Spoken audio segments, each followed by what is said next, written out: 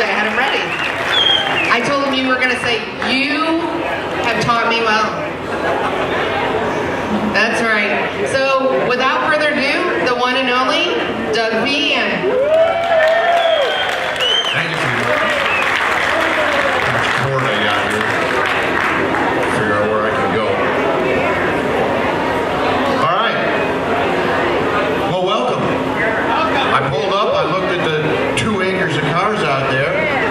I think we, in the past, we've been limited to 100 cars. And, you know, obviously based on feedback, not only from those that were here, but those who couldn't get here. You know, we railed against the organizers and we're relentless in our pursuit. And we got that bumped up, I think, to 125, and it didn't take us but about 4 minutes to fill that up. So I want to thank all of you. And we know there's more that want to come, so we haven't given up on that pursuit. So until we get more space, we're not gonna end that fight. We're gonna continue on, see if we can't even get more people in here, because we can squeeze another 25 or 50 on a tent here, and if we need, we'll get a bigger tent. You know, whatever it takes. Anybody watch qualifying yesterday? Yeah. What were the rest of you doing?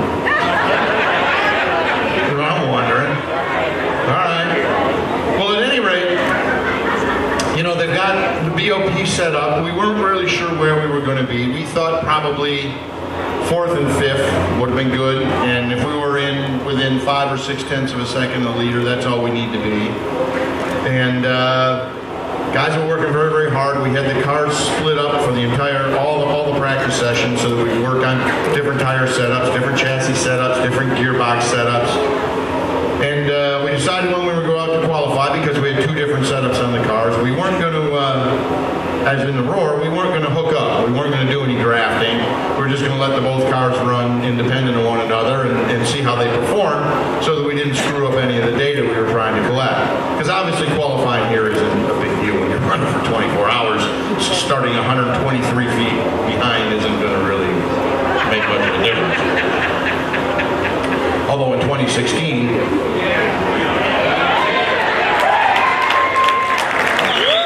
I guess about 2.5 feet made a difference.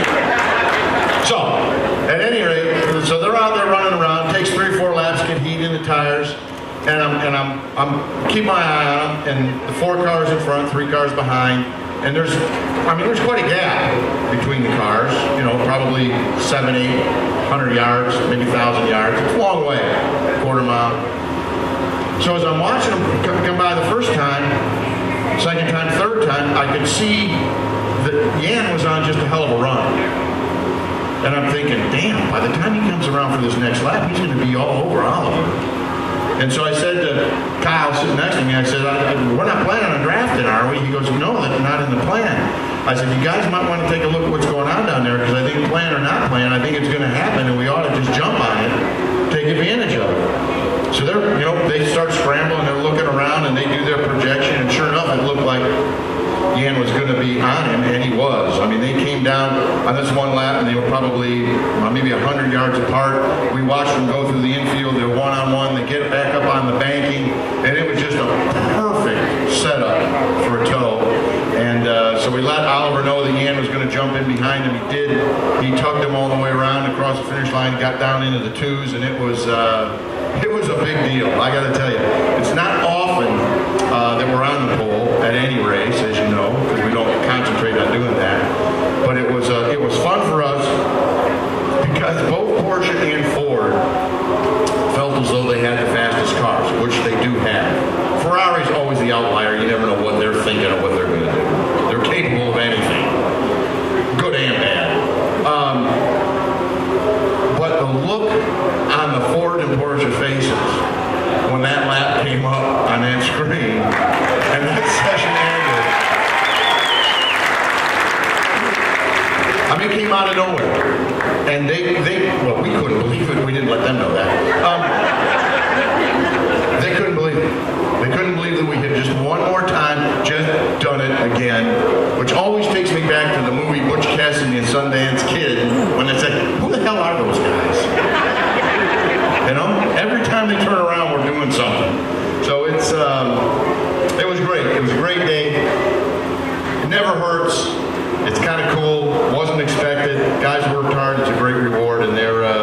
geeked up. We got good cars. Drivers like the cars, and they'll tell you a little bit about that, I'm sure. The idea is, you know, for the first 21 hours, you run around, stay on the lead lap, don't hurt anything, don't break anything, keep it on the racetrack. And then last 3 hours, you figure out what your race strategy is going to be. The thing that's going to screw it up a little bit this year is it looks like it's definitely going to be raining on Sunday. I tend to remain optimistic because I know how the weather moves down here. You get one little lucky breeze and it moves 5 miles above you or 5 miles below you and you don't get any rain at all. But you have to be prepared for that. And rain is, as you've heard many times before, the great equalizer. Well, it's not the great equalizer. It just screws stuff up. So we've been the beneficiary of it and we've been on the backside of it. So we're fully prepared for it and we'll see what it brings. At any rate, it's going to make the race very, very interesting. So we want to make sure that we run, you know, really clean for the first 21 hours and then see what happens. That's our plan, that's our program. Nothing other than that. Hammer it hard, stay close. So we're at a point where I'm going to open this up now. I don't have any, first race of the year, so I don't have any housekeeping to do with you guys. You know, Wes will be along here as the season goes forward, and we've got a pretty neat thing planned in the fall, and we want y'all to participate in that. Obviously, we got some stuff coming up at the Bash, some pretty interesting stuff there, so we'll keep you informed as we go forward during the season on that. We don't have any of that today, so I want to open it up, talk about anything going on in the past, talk about anything going on here, and anything going on in the future. So if you've got questions, we'll start with that, because I think we have a lot of fun with it. I know I do. Yes? At the car, you were qualified. It looked like you got Corvette got called in before qualifying was over. Like you got sent to the principal's office for inspection. That planned or what? The question is, at the Roar when we were qualifying, it looked like we got called in early to go to the principal's office for inspection. Excuse me, I'm battling the kind of reeking here. No, we didn't get called in early. Okay, we just came in early. We knew that that was the best lap that we were going to put down because it was better than we thought we could ever do.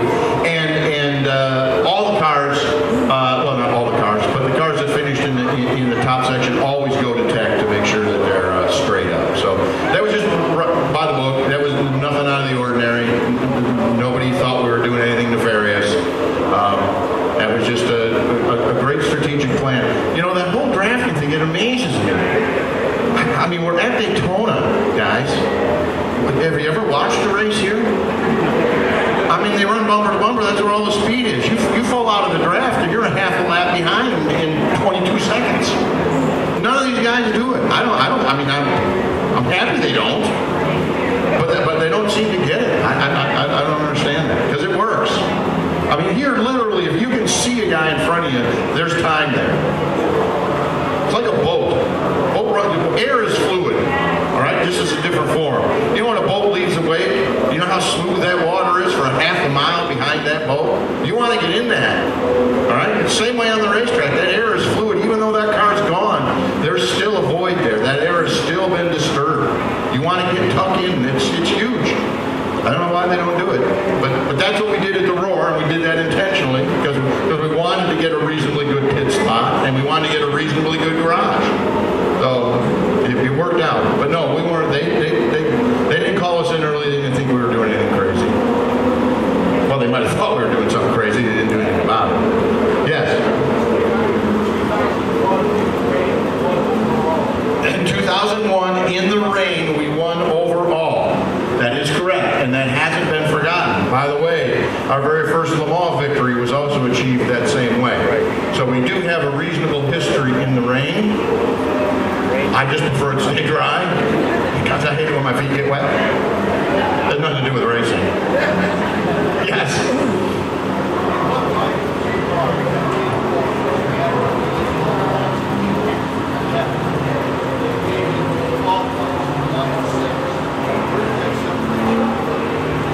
It said it looked like the cars during all the qualifying session were fairly even in the way they were spaced on the racetrack. Yet one was first and one was sixth. Where did that difference come in?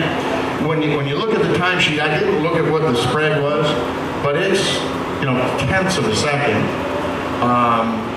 and it's it's due to the fact that we were running 2 different setups on the cars. We use qualifying to continue to gather data, all right? And the 3 car was trying something different than what the 4 car had. That's why there's that difference there, all right? But it doesn't take much. I mean, one slip in a corner and you're 0.3 of a second behind. I mean, a tiny little thing. It's very easy to lose the momentum and very difficult to get it back. It takes a long time to come back up to speed. And when I say a long, I mean we're talking milliseconds here, but it's additive. It all adds up. That's why you just can't make even the tiniest mistake put you so far behind. You got to wait for the next lap. You can't get it back. And obviously, when you're looking at different tire compounding, and like I said, gearbox changes, and we've got a million knobs we can turn on these cars in order to increase the performance on them and get them set up right. And then it's time of day, track temperature, the way the wind was wicked yesterday, wicked strong, 25-mile-an-hour winds. That makes a huge difference. You know, helps you go in one way and it hurts you go in the other. That's very noticeable in the car and its performance. So when you're looking at 0.2 or 0.3 of a second between the top 6 guys, that's a wink of an eye. So yeah, nothing to be alarmed about.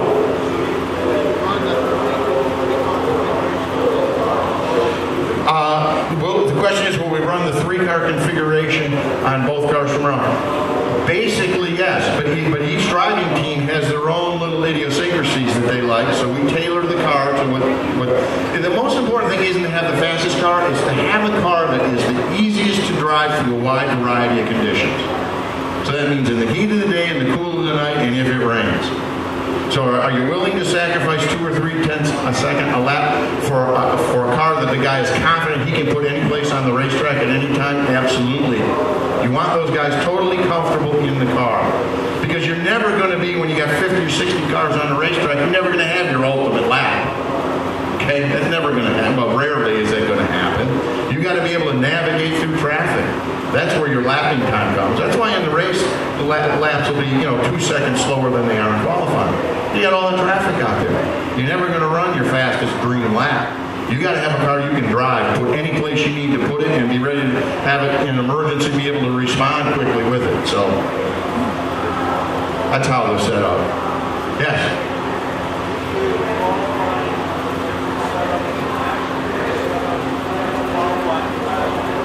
Is the qualifying setup different than the race setup? The answer to that in our case is no. All right? Our qualifying setup is designed to be our race setup. That gives us a very good indicator of where we're going to be during the race. We know what that ultimate race lap could be under best conditions, and the engineers use that in all their extrapolation and figure out where we're going to be 20 hours from now. Okay? So we don't do a qualifying setup. Right. The only thing that will be different was in qualifying we make sure we have the best tires on the car and we have the lightest fuel. Now that never occurs in real life. Right? You always have full fuel and new tires. Very rare do you have brand new tires and no fuel. So that would be as close as we get to actually doing something different for qualifying than we do for the race. Yes, Derek?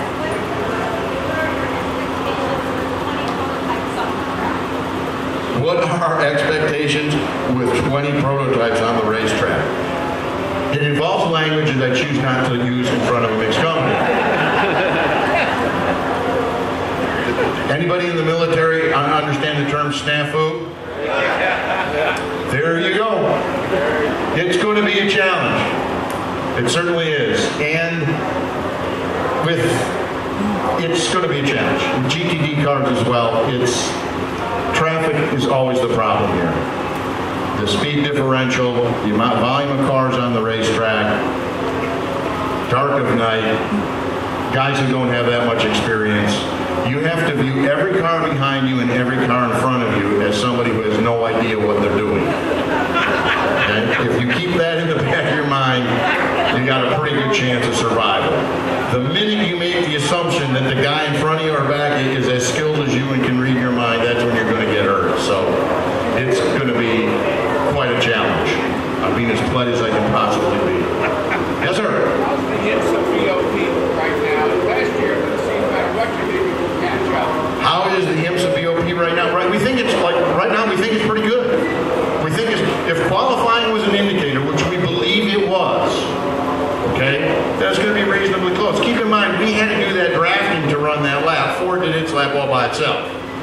than Porsche. So they're going to be faster in that kind of setup. But in traffic and the rest of it, that's the great equalizer.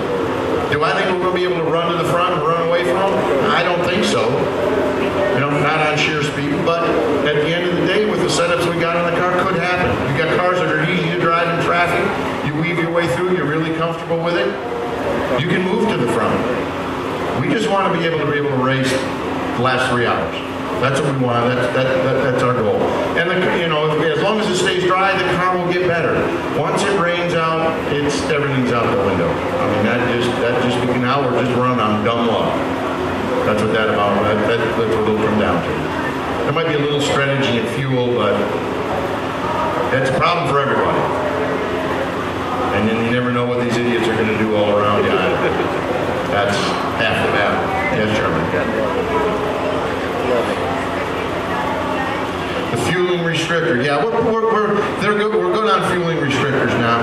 The fuel volumes are balanced well, and the fuel restrictors are balanced well. So you know, you keep everybody. You don't like that to be more than a second out. You'd like everybody to be within about half or 6/10 of a second for fill time, because that's the last thing you're doing. That's what takes the longest on the car.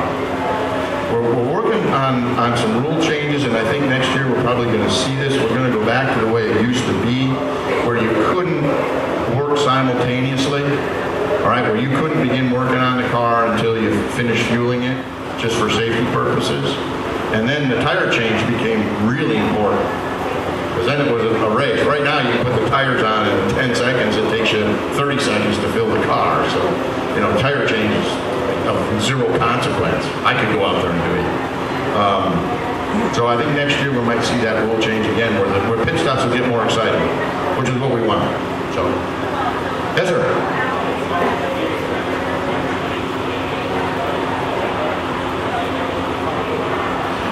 What are the top speeds here, and why don't they talk about it? You know, I don't know why they don't talk about it. I don't think it's anything on purpose. I don't think they avoid the situation.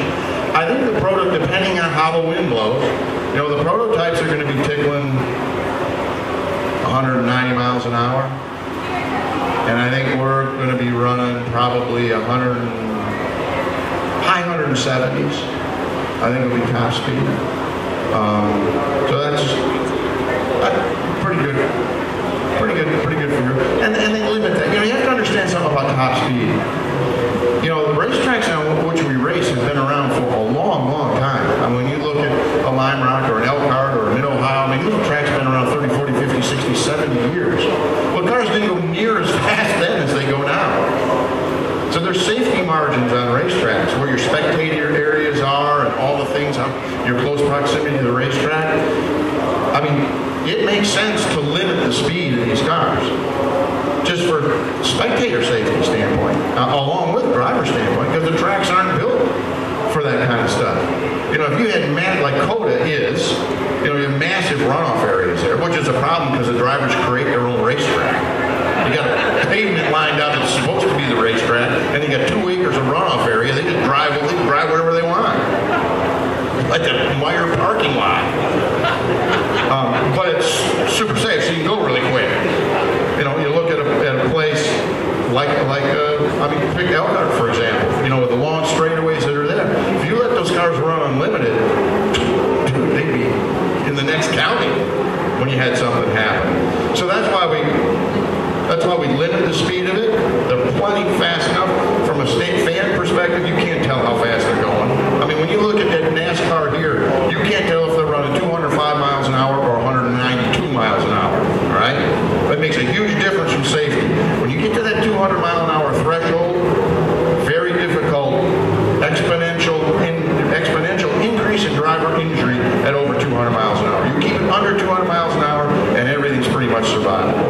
So, I mean, like I said, I don't think they're purposeful in not talking about it. At the end of the day, we don't ever really worry about it. Not a big deal for us. Yes, ma'am. Why is the IMSA series not going back to COTA? Well, they were unable to reach a satisfactory business agreement between the two involved parties, IMSA and COTA. works, and you've heard me say this before, it's an interesting business because it's not as simple as it may seem. We have a show. I'm classifying us as IMSA. We have a show, and they sell that show. You are a track owner. So I'm going to charge you X amount of money to bring my show to you. Okay? And I'm going to bring, these are the amenities I'm bringing. Then your responsibility as a business person is to be able to sell that show to your fans and try and make your money back and a little bit more. Okay? So as a track owner, you have to look at A, what I'm charging you, and B, can I make it back? At the end of the day, if you can't make it back, you're probably not going to bring the show, and you're not going to reach an agreement. And if I'm not willing to lower my price, and you know you can't make any more money, then we're probably not going to be able to do a deal. And that's pretty much the Dakota deal in a nutshell. It's not unusual, all right? I mean, we liked it there. It was pretty cool. We liked it when we were there by ourselves, and we didn't have to share with WEC. We have better paddock setup and all the rest. It's a better show for everybody. But they still got to be able to make money at it. You know, and that was the whole reason we didn't race in Mid-Ohio for all those years. We stopped racing in Mid-Ohio, and now we're back there. Well, you know, the guy finally figured out that he can make whatever we're charging him, he can make that back and more. And that's how it works from racetrack to racetrack. So it's you got to have a good business plan as your track owner promoter, and we got to be pricing it fairly that, you know, we can still pay our bills and help you make money as well. That's nothing more elaborate than that. Simple dollars and cents. Yeah. Yes, sir. Do the drivers like the white headlights? And what this means is the rules used to state. You know, I'm glad you asked that because I'm going to stand up here proud as a peacock, and I'll tell you why. The rules have been for 100 years that GT cars would have yellow headlights so you could differentiate a GT car from an LMP car. About 5 years ago, I had just pretty much enough of this, and I was on the sporting working group in Paris for the FIA. And I said, I want somebody to explain to me the logic here. The slower car has the yellow headlights, so the faster car can see the slower car behind it. Is that what I'm hearing? Yep, that's exactly right. I said, can you please explain to me what the hell sense that makes? If I'm the faster guy, why do I care there's a slower guy behind me? Well, you know, that's typical government. It's just the way it is. That's the way it is. They're French. Okay, fine. I go back. This is a true story. I go back. I come back home. I get our engineers down. I said, can you guys do a lighting study for me? I want you to, you know, in the shop, do a test, yellow light, clear light, level of illumination, something meaningful, blah, blah, blah. Yeah, we can do that. Well, you turn these young engineers loose today, and I want to tell you what, man, it's amazing what they come up with. We did a whole report. So the next meeting, I submit the report. But first you have to get them thinking a little bit, realizing, you know, maybe there's a better way. Then you back it up with some data. I submitted the data, and the guy who leads the sporting group was just blown away. Well, I can't believe this is a huge difference. I said, yeah, it is. You're talking about track safety. You know, these guys need to see. Well, of course, they could never react just to the data because that would indicate that somebody had a better idea. They have to wait. So 2 years later, out of nowhere, they decide, you know, we don't need this yellow lens thing anymore. So, yes, we like it better. The lights work better. It's safer for everyone. And it's working out very, very well here. So, thank you to our guys at Pratt & Miller, and thank you for Mr. Fehan for just saying what everybody probably was thinking but was too afraid to say. So, we got that done. One of the few conquests I've had over there, by the way. Anyway, what else you got? Yes, sir. The technical inspection after qualifying, they look at the overall weight of the car, okay? They look at the ride height of the car, make sure it's ride height configured, all right? They check the wing angle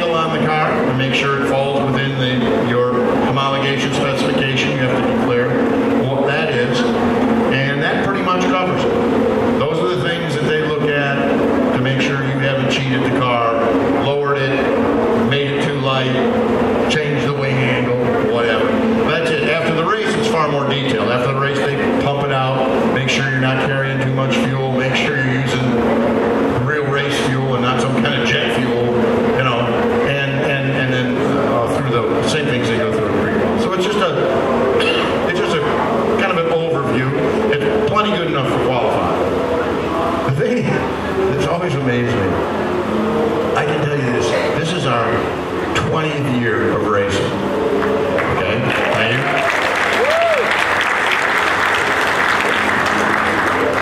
At no point in time have they ever taken a spark plug out of our motor and CNC'd the capacity of the engine. They have no idea how big a motor we're running. I mean, we're saving. The rules are 5.5 liter. That could be a 6.2 liter in there right now. They never checked it. They never checked that in the whole entire existence of the hundreds of races that we've run. It's pretty amazing to me. Yeah, till now. Oh, way to go, Doug. Well, I know we're at 5.5, so. But anyway, I just thought that was, I've always amazed myself at that. They're so concerned about all the other little minutia while you're 21 thousandths of an inch too low on your rear splitter. How big's my motor? Well, I don't know. You want to check that? Oh, no. Nah, it's a 20 thousandths we're worried about. Anyway, we deal with it. Yes, sir. Are we running the same? No.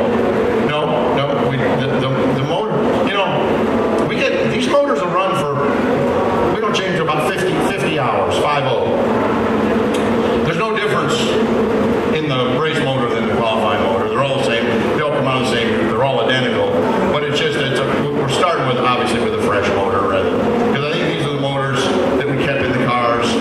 I'm not sure we finished last season on them and then came down and did the roar and then did all the stuff we did and then qualified and then we have a new motor for the race. Yeah. But same layout. It's nothing special about it. They're all identical. You have, you know, from a budgetary standpoint, you're limited on the amount of engines you can build in the course of a year. And you keep them in we have a whole flow chart as to how those motors rotate through and when they'll be changed. Because we usually use them for at least 2 races, you know, and all the testing and stuff that we do in between. And then we have to look at the testing we're going to be doing in the year and Le Mans, and how you ship them, and they got to be there ahead of time. I mean, it's quite an elaborate process, other than just building the motors, but choreographing the distribution and when they have to be ready and when they got to ship. It takes a couple people. It's a full-time job just keeping up with that. But same motor, same design, different engine. Anything over here? Pretty easy group today. Yes, sir. This is going to put an end to that, I can tell you right now. How happy are you with the new balance performance changes that you made? How happy am I with the new balance of performance? You know, I hesitate to answer that question for you today. About 2:45 on Sunday.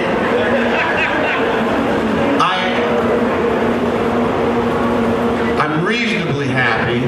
I'm not going to go into detail because they screwed up, and they now realize they've screwed up, and they admitted their screw up, and it's too late to change it. But the fact that they came to us and admitted that they had made an error, I'm tipping my hat to them. So I'm going to stand up here and say, for where we are right now, I'm as satisfied as I'm going to be. All right, and I think it's going to get better. Okay, we'll see. Yeah, it's an endless process, and the data out is only as good as the data in, and you know we trust one another as far as we can pick them through them. So everybody does the same thing. Just some people more than others. They've got some pretty good stuff. They got great tools now, and they've called out some people already. They called them out in a test in December throughout both LMP, GTLM, or GTE and GTD. So some guys got called out for not performing as well as they were capable of performing, and I think that sent a pretty strong message, and I hope they continue to do that. And slowly but surely, we'll get better and better. It'll always be a source of controversy. It'll always keep people interested. It'll always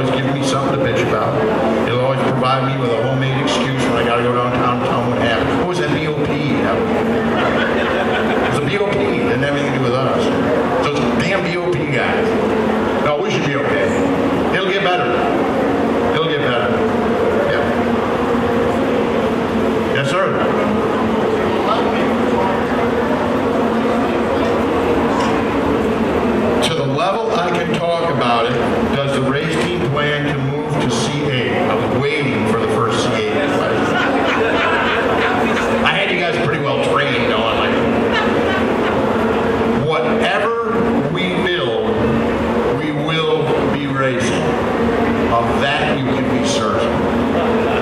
So eventually, there will be an 8th generation Corvette.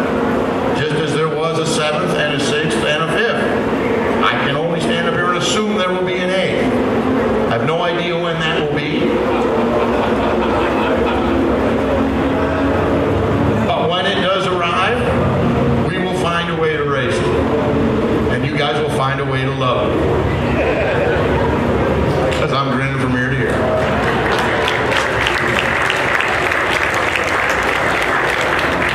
Exciting things on the horizon for all Corvette owners. Yeah. Which, by the way, reminds me.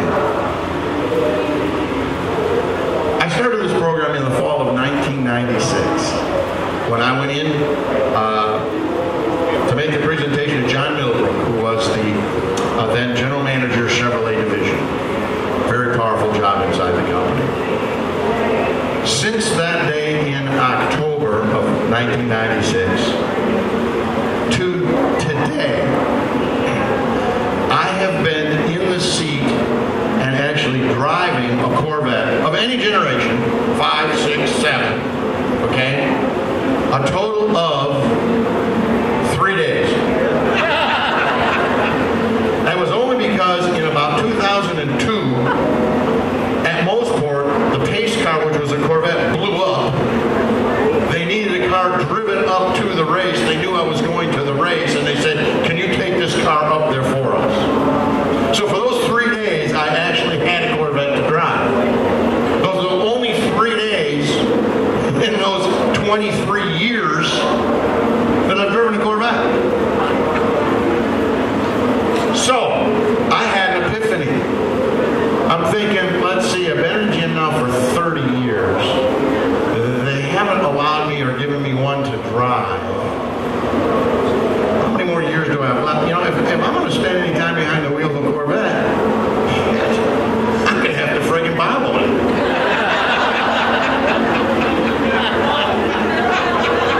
So I did.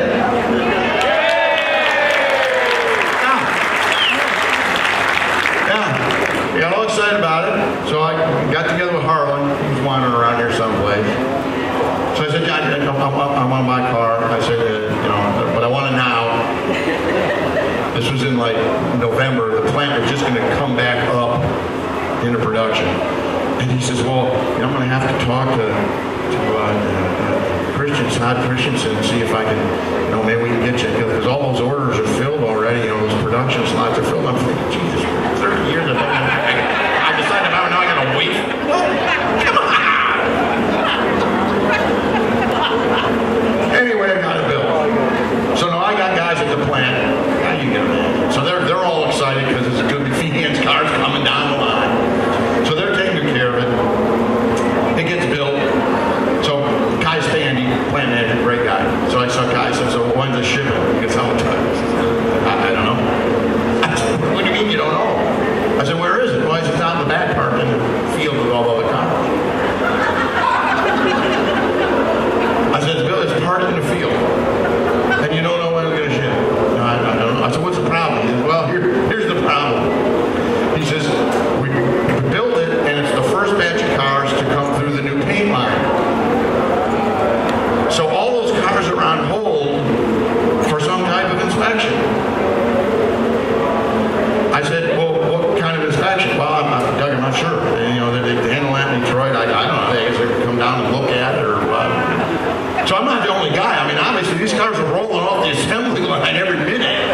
You know, and then where are you going to store them? Needless to say, they finally got it shipped.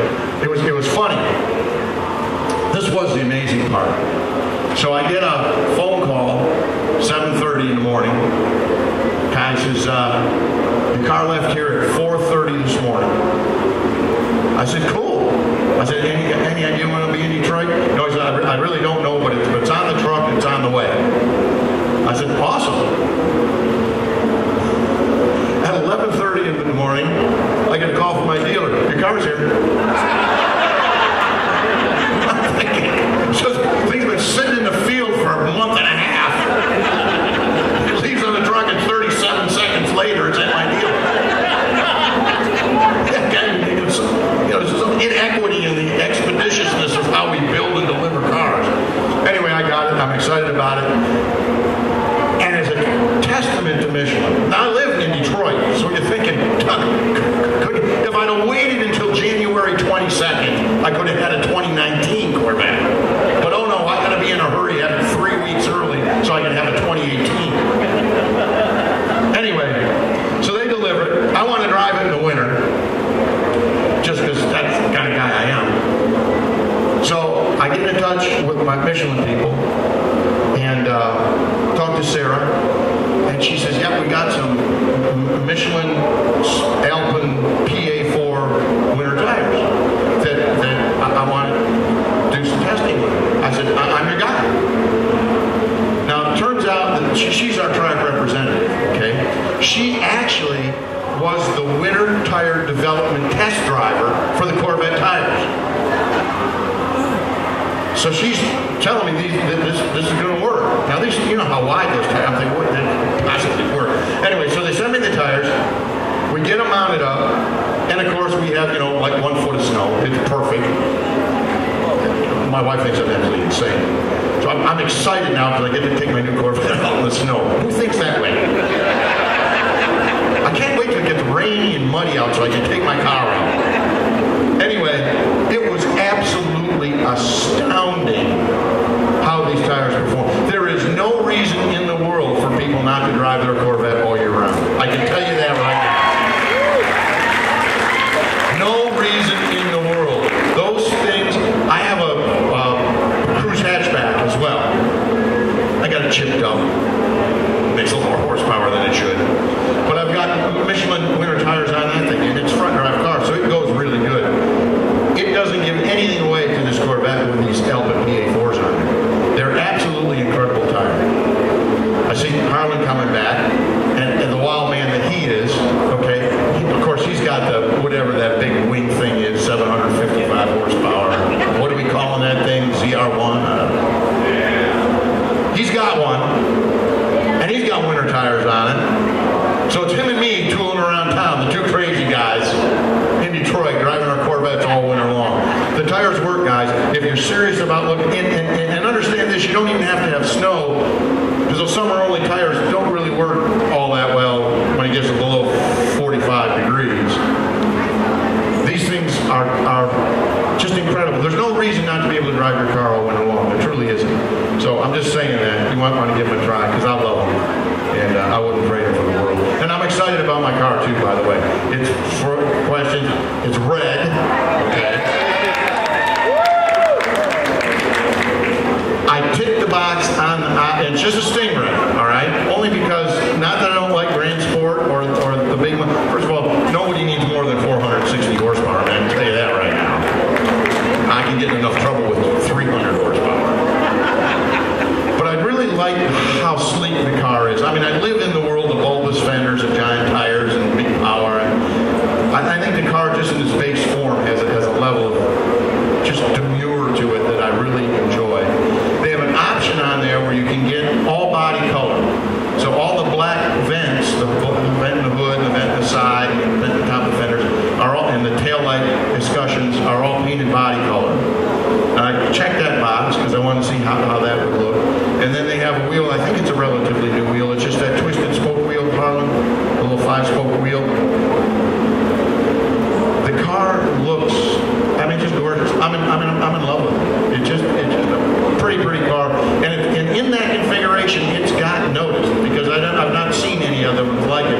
Everybody's saying to me, is that the 2019? Is that the new Corvette? I said, well, it's 2018, but I mean, it's just the way it's configured. So the guys in Harlan's group that have figured out how to give you all the choices and all the opportunities to tailor your car to your own personal desires, it's just amazing. You can't do that with any other car.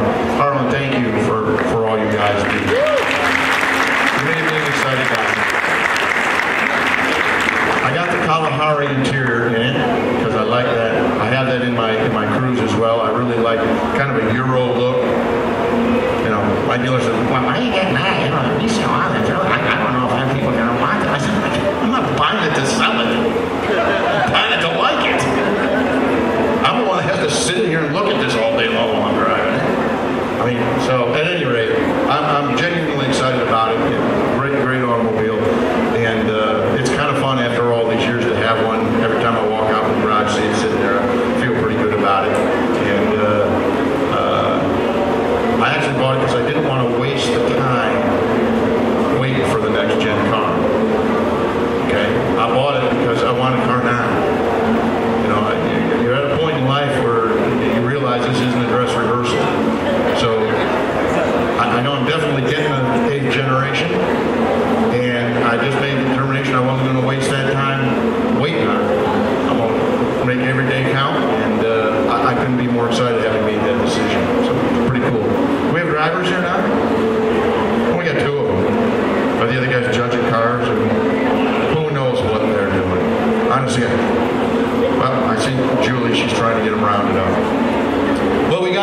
6 guys. I'll wait till they all get in here. Do we have any other questions while we're waiting?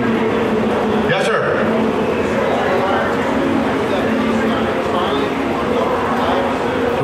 When we change drivers, well, the cars run about, I don't know, 50, 55 minutes on a tank of fuel.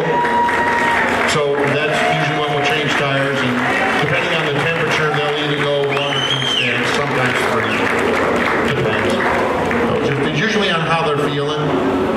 So obviously, when we've been here where it's been hotter than hell, I mean, you got to change them every time you get fuel because you don't want to burn them out. So, all right, we got 4. Hey, buddy. Oh, you showed up? Yeah. All right. So we're waiting on Rocky and little Chatterbox. Yes, sir.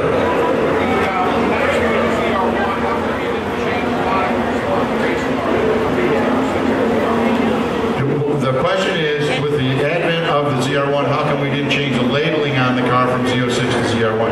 Well, the reason is because the car is homologated globally as a Z06. All right? So it doesn't have the same body characteristics as a ZR1. And we're not allowed in the homologation, there's a window, a 3-year window of homologation you have to follow. We're not allowed to re-homologate the car. Okay? So probably in the next homologation period is when, assuming that there's an 8th generation car coming out in that window, the next car we probably will homologate will be the 8th generation car. So we'll continue with this. But that's why we didn't change it. Because marketing decision would say, why wouldn't you market your, because the car isn't homologated as that. It's homologated as a Z06. Okay. All right, here he comes. Yeah, kind of like on the racetrack, last guy.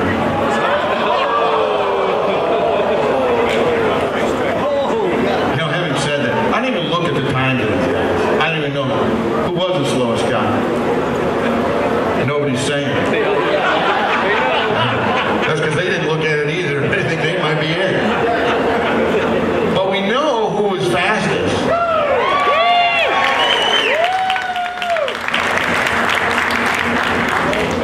And I can't tell you how many times people said to me, geez, will you slip some Viagra into that guy's drink bottle? I said, you know, age is a number, dude. Racecraft is what matters. Finding your way around the racetrack is invaluable. Speed is going to be just relative. And Yan, congratulations. Great lap. Which, by the way, was not capable of doing without the assistance of the other senior member of our team, Oliver Gavin. So once again, old age and treachery outduels youth and exuberance. The Fossils team up and put a little flying lap down. Congratulations, guys. And then watching on the sidelines, we had Tommy Milner, Antonio Garcia, who we actually had to wake up to let him know that his car won the pole. He was up taking a little nap on the upper stand there, kind of falling asleep during qualifying. And then we brought in our 2 Audi teammates, guys who've been with us for a number of years and do an outstanding job, and have kind of really just risen to the occasion of being Corvette guys, and I think they enjoy being Corvette guys, because this is something they don't get to experience in their other lifetime. Oh, we got Mike Rockefeller, Marcel Fossler. They're a great bunch, and I can tell you, you can't have more fun. Between all 6 of them and the engineers on the team and the crew guys, we have an absolute ball. It's a pretty neat experience. We love having them, and I think they love being here. So, guys, I want to thank all of you. We're looking forward to a great race. I'm going to shut this down now. And, yeah, good. Do we have any housekeeping we need to do to close? 20 minutes. We got 20 minutes. Okay, got 20 minutes to get your stuff signed, so get up in line. Let's make it happen. Thank you, guys.